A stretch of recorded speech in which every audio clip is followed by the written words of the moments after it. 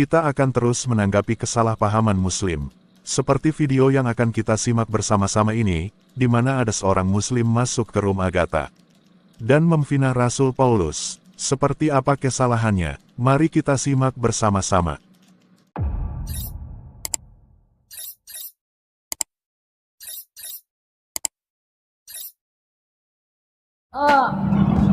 Secara iman saya itu menyatakan bahwa Paulus ini dalam kategori adalah dia biang keroknya. Menurut Anda bagaimana? Oke, kalau Anda mengatakan Rasul Paulus ini biang kerok atas apa? Ya, yang sepengetahuan kami secara Islam bahwa dia inilah yang mendirikan agama. Mendirikan agama apa Rasul Paulus? Ya, bagi kami percaya bahwa karena Yesus sendiri tidak mengajarkan untuk mendirikan agama. Yesus itu mendirikan gereja, itu yang pertama. Kalau Anda mengatakan Rasul Paulus ini yang mendirikan agama Kristen atau apa, terus ini murid Yesus ini kan ada banyak Bang ya.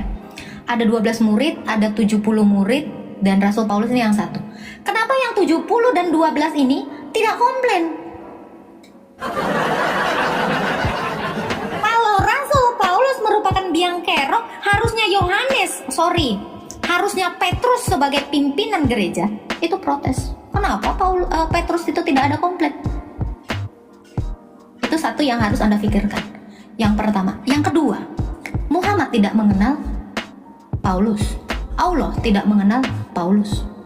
Kenapa kalian mendahului Allah dan Nabi kalian untuk menjudge, untuk menfitnah Rasul kami? Apa yang mendasari Anda sehingga Anda mengatakan Rasul Paulus ini biang kerok? Memangnya Rasul Paulus ini pernah mengajarkan untuk membenci agamamu yang belum ada di abad 1? Pernah? Biang kerok atas apa? Apa yang mendasari Anda sehingga Anda harus memfitnah Rasul saya? Saya juga penasaran. Kenapa kalian terlalu membenci Rasul saya padahal kalian tidak kenal? Allah pun tidak. Nabimu pun tidak pernah ngomong soal Rasul Paulus. Atau kalian ini sudah menjadi Rasul? Sudah menjadi Allah yang lebih paham? Silakan Pak Barcelona, tanggepin saya. Apa yang menjadi dasar Anda mengatakan dia biang? Bagi saya percaya bahwa Paulus ini dialah yang dalam kata biang kerok itu bukan dia ini biang kerok itu dalam arti saya adalah dia ini adalah menurut keyakinan saya adalah Paulus itu adalah dia ini kan pembunuh, ya kan? Ini kan pemberontak. Sekarang saya tanya Anda, Muhammad pernah membunuh? Betul? Muhammad pernah membunuh?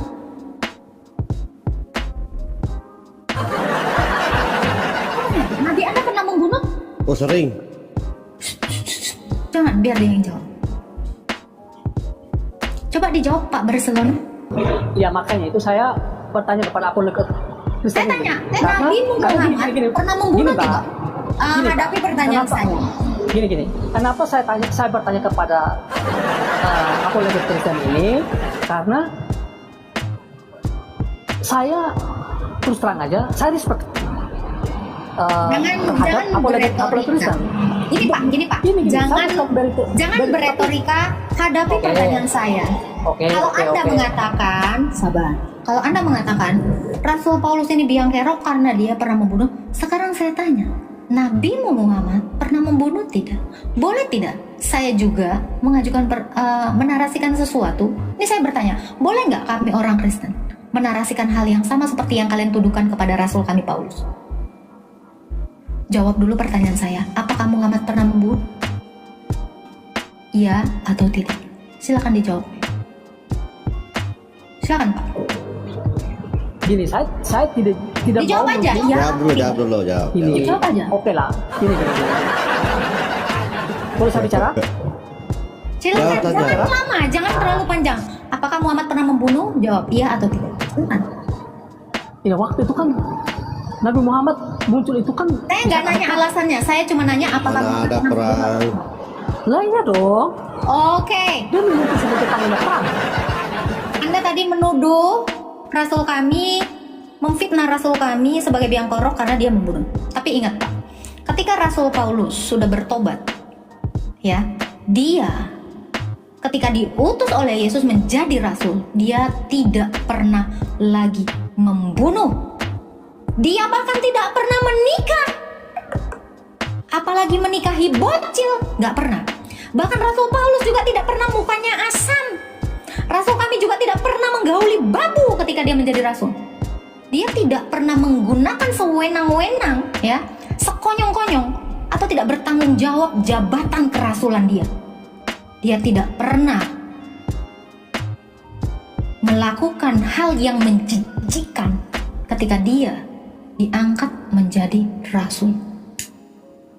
Bagi saya, otak saya yang kecil ini, yang bodoh ini, lebih baik menjadi mantan penjahat daripada menjadi mantan orang baik.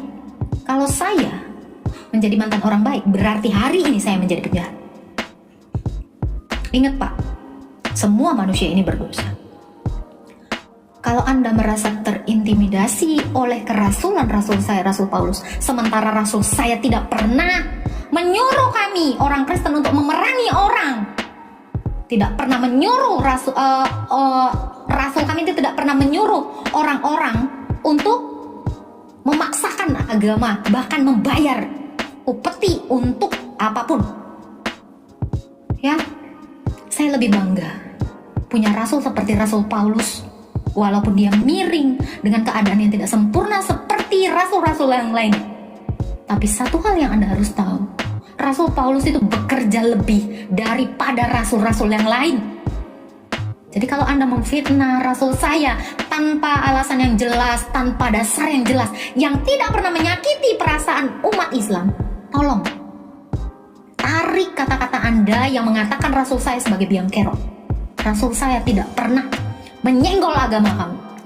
Rasul saya tidak pernah memaksakan agama kamu atas agama kami. Ini sama ini dipakai. Kalau kamu cuman menggunakan ini atas dasar gosip-gosip orang yang tidak berdasar, saya rasa Anda tidak punya hati nurani dan Anda tidak pernah bisa melihat kebenaran dengan mata Anda. Saya katakan, Rasul Paulus itu banyak mengajarkan saya tentang bagaimana rendah hati, tentang bagaimana mengakui dosa, bukan sombong. Anda tahu itu? Jadi jangan pernah lagi fitnah rasul saya. Saya sudah berkali-kali bilang, apa yang menjadi dasar kalian sehingga kalian mengatakan rasul saya ini biang kerok? Apalagi si Juma itu, dia justru memfitnah rasul saya. Apa? Bahwa Rasul Paulus inilah yang mendirikan agama Kristen. Hey, kalau Rasul Paulus yang mendirikan agama Kristen, ingat, 12 murid dan 70 murid. Apa ini goblok semuanya? Justru Rasul Paulus itu belajar daripada para rasul. Ada ayatnya di dalam Alkitab. Jadi tolong jangan menghina rasul saya. Mau apapun yang kalian fitnahkan kepada Rasul Paulus, tetap Rasul Paulus itu tidak pernah berzina, karena dia benar-benar taat kepada hukum Taurat. Ya, Rasul Paulus juga tidak pernah membunuh lagi setelah dia bertobat. Rasul Paulus juga tidak pernah mengingini istri sesamanya, milik sesamanya, bahkan dia menjual semua hartanya demi bodoh di hadapan Kristus. Banyak nilai moral yang kita petik dari apa yang dilakukan Rasul Paulus, tapi saya tidak melihat itu di dalam Nabi. Apa yang mau diteladani dari Nabi? Saya lebih meneladani Rasul Paulus ketimbang nabimu. Mohon maaf, saya jijik. Silakan Pak Barcelona. Oke, baik, terima kasih atas penjelasannya. Ini Pak Lodi, kalau kita saling menghargai lah. Waktu ya, tunjukkan saja apa yang bisa diteladani oleh Nabi di Nabimu. Maka saya tutup mic loh.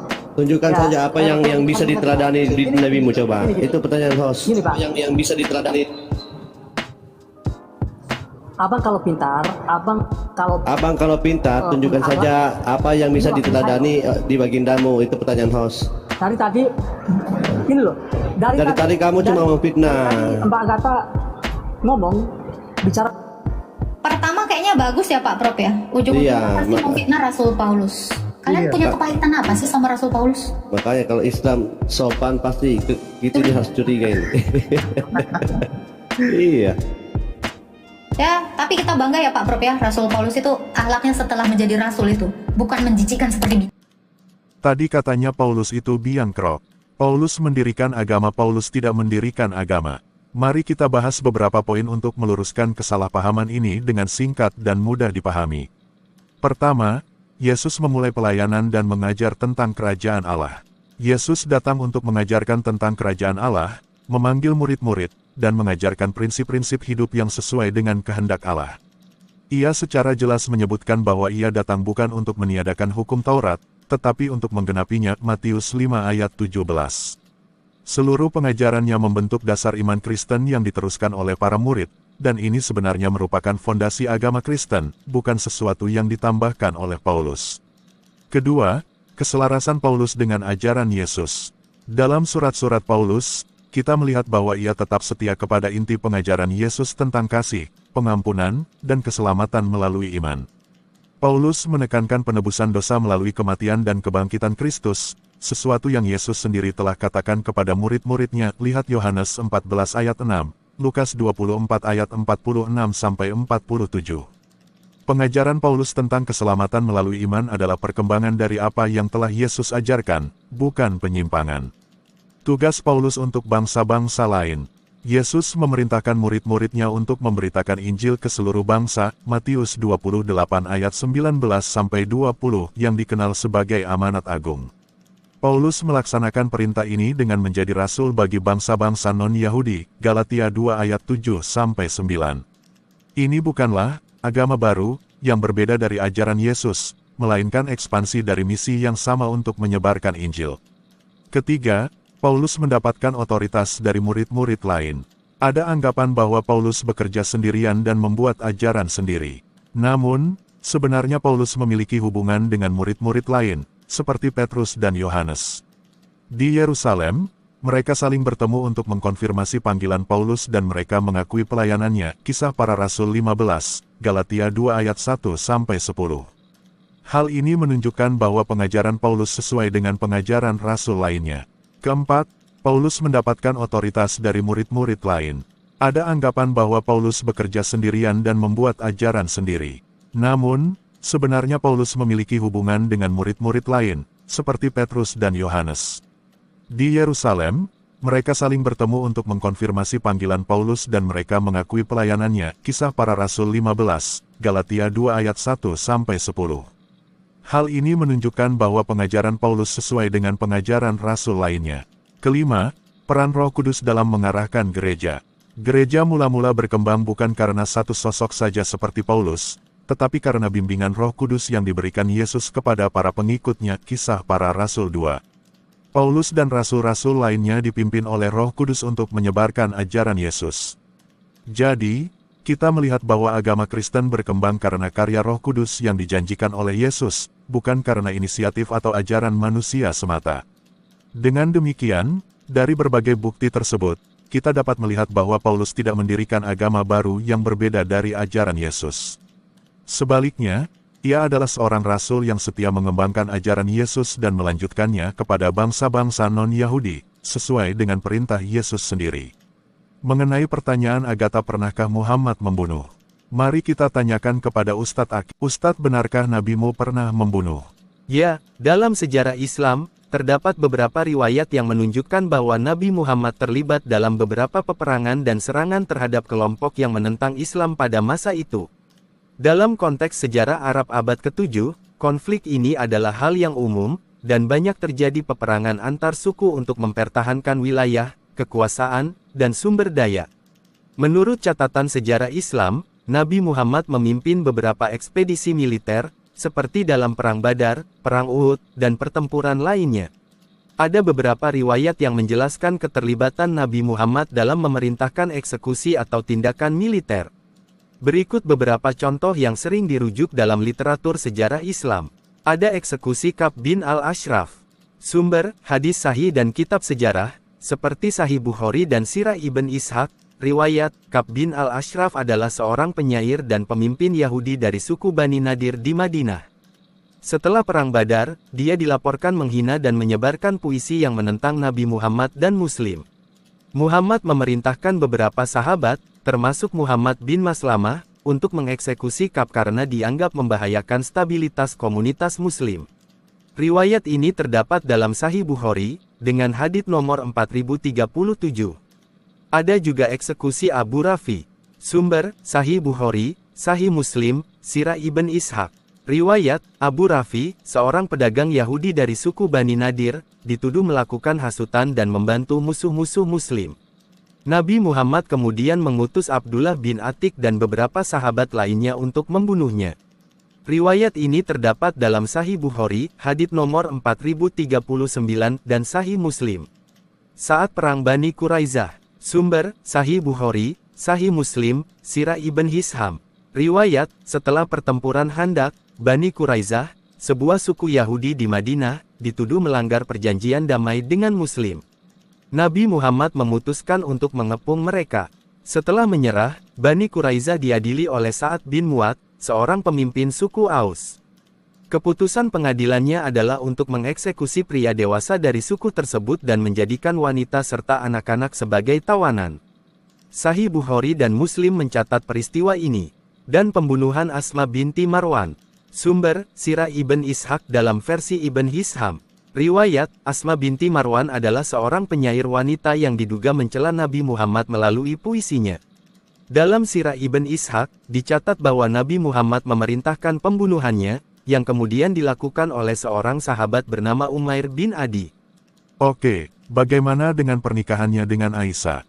Menurut beberapa sumber sejarah Islam yang diakui, termasuk dalam hadits sahih seperti Sahih Bukhari dan Sahih Muslim, Aisyah binti Abu Bakar dinikahi oleh Nabi Muhammad saat ia berusia sekitar 6 atau 7 tahun, dan kemudian Aisyah digauli ketika dia berusia sekitar 9 tahun. Sahih Bukhari, Kitab Nikah, hadits nomor 5133 dan 5134. Juga Sahih Muslim, Kitab Nikah, hadits nomor 1422a. Bisa ente cek sendiri.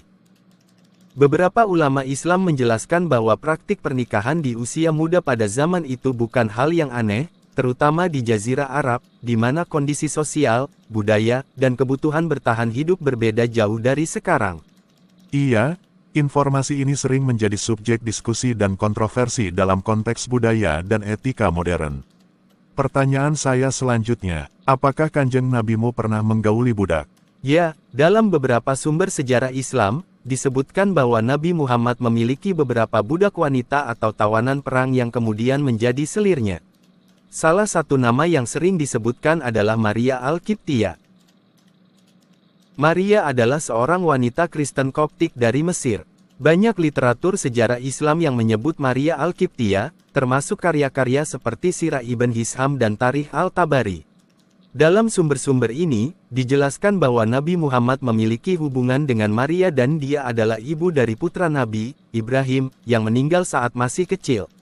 Tapi ente harus paham dalam konteks sejarah Islam, budak yang ditawan dalam perang bisa dijadikan istri atau selir oleh pemiliknya setelah melewati masa idah, masa tunggu untuk memastikan mereka tidak sedang hamil.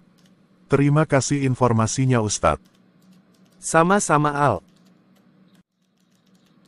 Saudara, Anda sudah mendengarkan penjelasan dari Ustadz Aki bahwa memang berdasarkan referensi seperti hadis menyebutkan bahwa Nabi Muhammad pernah terlibat pembunuhan, menikahi Aisyah di usia 6 tahun dan menggaulinya di usia 9 tahun, kemudian menikahi budaknya Maria Al-Qibtiyah.